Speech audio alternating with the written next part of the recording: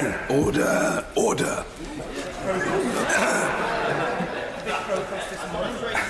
Questions to the Secretary of State for Digital, Culture, Media and Sport. It won't last long, don't worry. Sir Vince Cable. Colleagues, I'm very grateful to the large number of people who've come up to the chair expressing concern about my throat, and their generosity of spirit and humanity are much appreciated, but I just want to take the opportunity to confirm to the House that the state of my throat, which is purely temporary, is not down to the consumption of a kangaroo's testicle. What type of testicle was it? What type of testicle was it?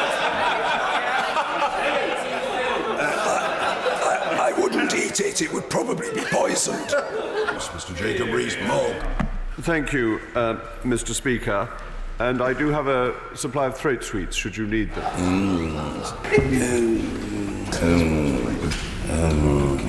Mr. Peter Bow. Thank you, Mr. Speaker. May I wish you a speedy recovery. Can I ask the Leader of the House about in relation to next week's business?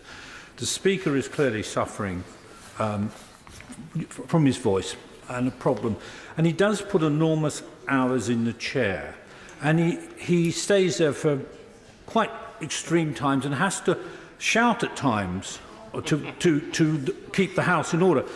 Would it be appropriate, or would the Leader recommend, and I don't know the propriety of this, whether the Speaker is asked not to chair those sort of debates, particularly, say, on the European Union, to protect his health?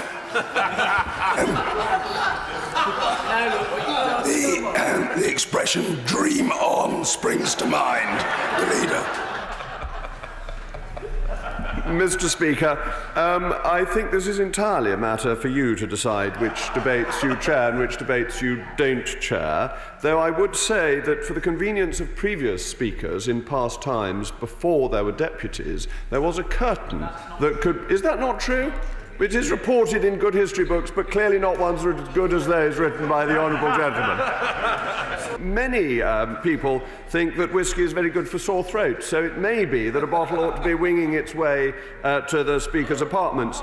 The great advantage of leaving the European Union is that once we're outside the European Union, we won't be punished for the failures of the European Union.